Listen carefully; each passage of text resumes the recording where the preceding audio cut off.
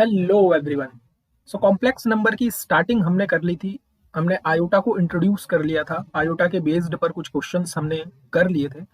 अब हम बढ़ने वाले हैं कॉम्प्लेक्स नंबर के ऊपर कि कैसे हम इसको रिप्रेजेंट करेंगे किसी भी कॉम्प्लेक्स नंबर को। सो सपोज z मेरे पास कोई भी एक कॉम्प्लेक्स नंबर है जो मैं कैसे डिनोट करूंगा, x प्लस आई वाई से मैं इसको डिनोट करूंगा, जहां पर x और y जो हैं ये आपके रियल नंबर्स हैं। These are what? These are real numbers. तो रियल नंबर आज के बाद आपका जो सबसे बड़ा फील्ड है, सबसे बड़ा जो सेट है आपके लिए, वो कॉम्प्लेक्स नंबर है। देन इसके अंदर आएगा आपका सेट ऑफ रियल, देन इसके अंदर आएगा सेट ऑफ रैशनल और irrational, then integer, and then सबसे छोटा सेट है आपका नेचुरल नंबर। ठीक है, आज के बाद जो हमारा ब्रह्मांड है वो कॉम्प्लेक्स नंबर है हमारे लिए मैथ्स की दुनिया में। ये बात क्लियर है? सो आप x और y की जगह कुछ भी वैल्यूज रख सकते हो, जो आपकी इच्छा हो, जो रियल नंबर आपको पसंद हो, आप x और y की जगह वो नंबर लिख सकते हो। वो एक कॉम्प्लेक्स नंबर बन जाएगा। x की जगह 1, y की जगह -1, √2, अंडर रूट -2, जो आपकी इच्छा है आप x और y की जगह वो नंबर लिख सकते हो। अगर y आपका 0 बन जाता है, if y equals to 0, then z क्या बन जाएगा? x बन जाएगा। ठीक, और x कहाँ से आ रहा है? रियल नंबर से। मतलब ये जो सेट है ये आपका क्या बन जाएगा? Set of real number. ये बात क्लियर है? तो कॉम्प्लेक्स नंबर की वैलिडिटी के लिए y आपका नॉन जीरो होना चाहिए। हर एक रियल नंबर एक कॉम्प्लेक्स नंबर है, क्योंकि कॉम्प्लेक्स नंबर के अंदर ही ये सारे के सारे सेट रखे हुए हैं। ठीक है, लेकिन फिर भी आयोटा वाली टर्म को लेकिन फिर भी कॉम्प्लेक्स नंबर का representation x plus i Y है, तो हम कोशिश करेंगे कि y को हम नॉन जीरो रखें। ये बात क्लियर है? अब हमने कॉम्प्लेक्स नंबर की बात करी, z equals to x plus i y. z equals to x plus i y, ये एक्चुअल में है क्या? आपको ये कोऑर्डिनेट सिस्टम नहीं दिख रहा है क्या? ये कोऑर्डिनेट सिस्टम नहीं है x प्लस आई वाई? क्या इसको मैं ऐसे नहीं लिख सकता x कॉमा वाई? और ये कोऑर्डिनेट सिस्टम में एक्स वाई प्लेन को रिप्रेजेंट नहीं कर रहा है? बिल्कुल कर रहा है। ये हमारा एक्स प्लेन है, ये एक्स एक्सिस है, ये हमारी वाई एक्सिस है। अब ये जो एक्स एक्सिस है ये है, this is what this we have real. And जो आई वाली टर्म होती है कॉम्प्लेक्स में, आयोटा वाली, इसको मैं कहता हूं imaginary part of Z. This is what? This is imaginary part of Z. और जो विदाउट आयोटा वाली टर्म है उसको मैं कहता हूं रियल पार्ट ऑफ जेड। ये बात क्लियर है? किसी भी कॉम्प्लेक्स नंबर में z equals to x plus i y, जो विदाउट आयोटा वाली टर्म है, this is what this we have real part. और जो आयोटा वाला टर्म है, this is what this is imaginary part of a complex number. ये बात clear है? So what is real part of z here is x, what is imaginary part of z here is y। ये बात clear है? Real part x है, imaginary part y है। तो y axis को आज से मैं इमेजिनरी एक्सिस बोलना शुरू कर रहा हूं कॉम्प्लेक्स की। ये बात क्लियर होनी चाहिए। ठीक, अब सपोज मेरे पास कोई कॉम्प्लेक्स नंबर है 1 प्लस आयोटा, मतलब मैंने x की जगह पर भी 1 पुट कर दिया, y की जगह पर भी 1 पुट कर दिया।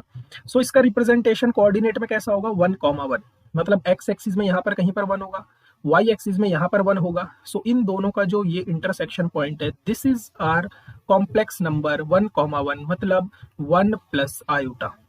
ये बात क्लियर है? ठीक, तो ये कॉम्प्लेक्स नंबर का एक्स वाई प्लेन में रिप्रेजेंटेशन है। अब सपोज हमारे पास कोई भी दो कॉम्प्लेक्स नंबर हैं, z1 मेरे पास एक नंबर है x1 प्लस का iy1, और एक दूसरा कॉम्प्लेक्स नंबर है z2 equals to x2 plus का iy2। अब ये बात ऑब्वियस होनी चाहिए कि x1 y1 x2 y2 ये रियल नंबर्स हैं। तो मैं कब कहूंगा कि कोई भी दो कॉम्प्लेक्स नंबर आपस में बराबर हैं? कोई भी दो कॉम्प्लेक्स नंबर आपस में बराबर होंगे अगर उनके रियल पार्ट्स आपस में बराबर हैं, मतलब x1 बराबर x2 होना चाहिए, एंड उनके इमेजिनरी पार्ट्स भी आपस में बराबर होने चाहिए, मतलब y1 बराबर y2 होना चाहिए। जो रियल पार्ट भी आपस में इक्वल एंड इमेजिनरी पार्ट भी आपस में इक्वल होने चाहिए। ठीक है, सो ये equality of two complex number है। नाउ दो कॉम्प्लेक्स नंबर का हम एडिशन कैसे करेंगे? z1 प्लस z2, तो रियल वाले पार्ट आपस में ऐड हो जाएंगे x1 plus x2, plus imaginary वाले पार्ट आपस में ऐड हो जाएंगे iy1 प्लस iy2। सो यहां से मैं आयोटा को कॉमन ले सकता हूं, तो ये हो जाएगा x1 प्लस x2, प्लस यहाँ से आयोटा कॉमन आ जाएगा y1 प्लस y2। ये बात क्लियर है? सो किन्हीं भी दो कॉम्प्लेक्स नंबर को आप इस तरीके से ऐड कर सकते हैं। ठीक, so what is the real part of here? x1 plus x2, and what is the imaginary part here? y1 plus y2।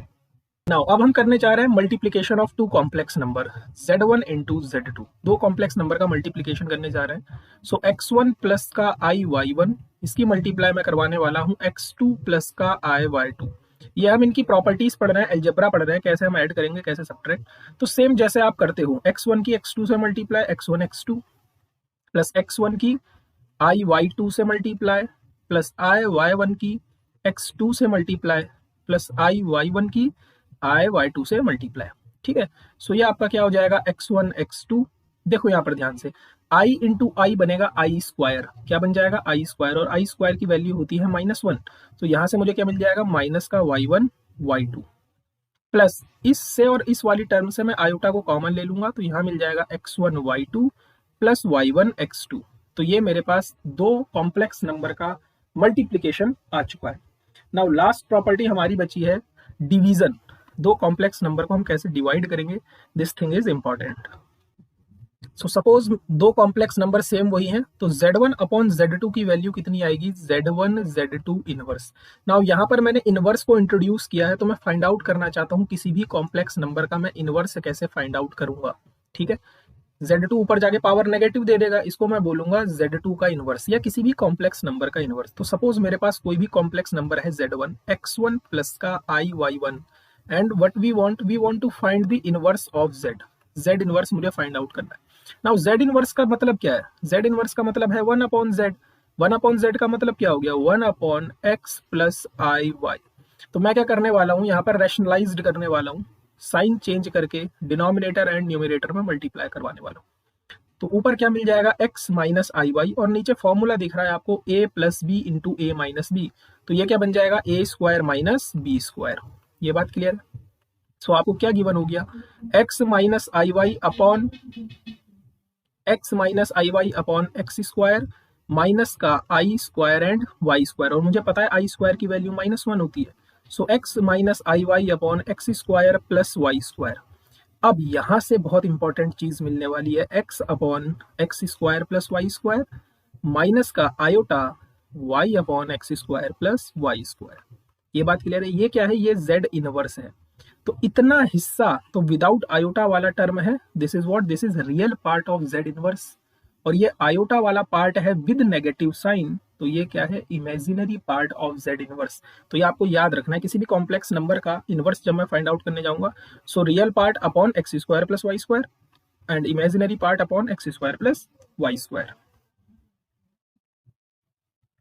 सो आज का सेशन हम इतना ही रखते हैं।